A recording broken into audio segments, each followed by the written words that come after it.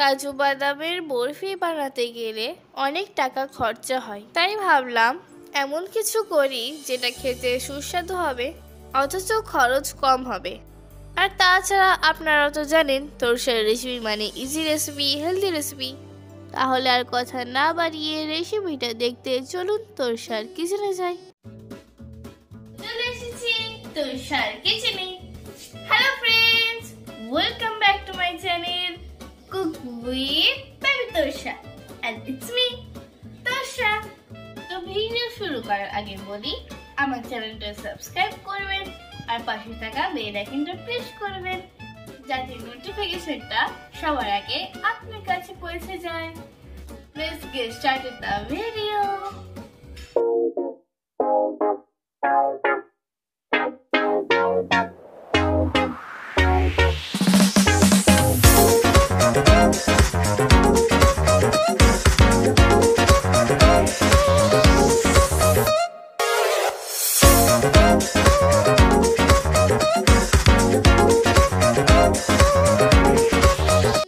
এখানে দেখতে পাচ্ছেন আমি ভাজা বাদাম নিয়েছি, এটা পরিমাণে 250 গ্রাম আছে।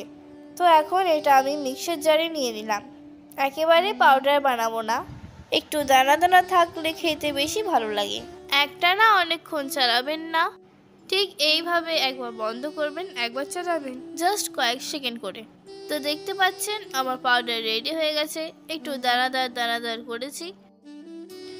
এবার একটা বড় কড়াই নিয়েছি, নাড়তে সুবিধা হবে বলে। বাটি মেপে 1 বাটি চিনি দিলাম, ওই বাটিতেই হাফ বাটি জল দিলাম।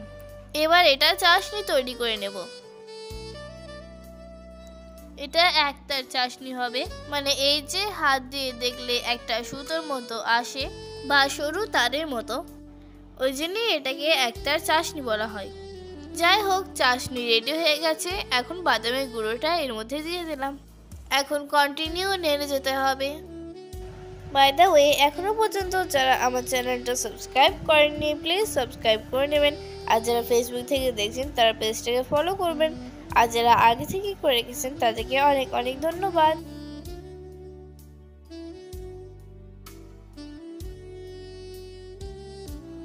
এখন দিচ্ছি মিল্ক পাউডার, ওই 3 চামচ মতো। এবার এটা ভালো করে মিক্স করে নিচ্ছি। মিল্ক পাউডারটা দিলে একটু টেস্টটা বেশি সুন্দর হবে, যদি না দেন তাতেও কোনো অসুবিধা নেই। শুধু বাদামের বরফি বানালেও খেতে অসাধারণ হয়। আবারও বলছি, কন্টিনিউ নাড়তে হবে। এখন এই যে দেখতে পাচ্ছেন তেল ছেড়ে দিয়েছে, মানে এটা হয়ে গেছে। গ্যাসটা বন্ধ করে দিলাম। তো একটা বাসনে ঘি লাগিয়ে নিলাম। আমার ভিডিওটা যদি আপনাদের ভালো লাগে তাহলে প্লিজ লাইক শেয়ার করবেন। আর এরকম সহজ সরল রেসিপি দেখতে গেলে আমাকে ফলো করুন। এবার ওই মিশ্রণটা গরমেই ঢেলে দিলাম। এখন এটা চামচ দিয়ে ভালো করে সেট করে দিচ্ছি। যেহেতু আমাকে গরম লাগছে তাই আমি ভালো করে পারছি না, আপনারা ভালো করে নেবেন। এটা ঠান্ডা হলেই জমে যাবে, ফ্রিজে রাখার কোনো দরকার নেই। তারপর বরফির আকারে কেটে নিন, ব্যাস হয়ে গেল। আমি এটা 20 মিনিট পর কাটছি, দেখেন কি অবস্থা, একদম জমে গেছে। আমি এলাচ গুঁড়ো দিতে ভুলে গিয়েছিলাম, কাকে বলবেন না কিন্তু। টানটানা, ইটস রেডি।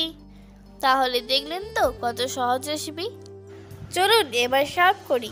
মাত্র 2টি উপকরণ দিয়ে বাড়িতে তৈরি হয়ে গেল টেস্টি একটা মিষ্টি। কত সুন্দর হয়েছে দেখেন। আর খেতে কেমন সেটা নিজেরা না বানিয়ে খেলে কি করে বুঝবেন। আজকের টিপস হলো, বাদামে প্রচুর পরিমাণে ক্যালসিয়াম থাকে, তাই ভাজা বাদাম খাওয়ার অনেক উপকারিতা আছে। তাই মাঝে মাঝে অবশ্যই ভাজা বাদাম খাবেন।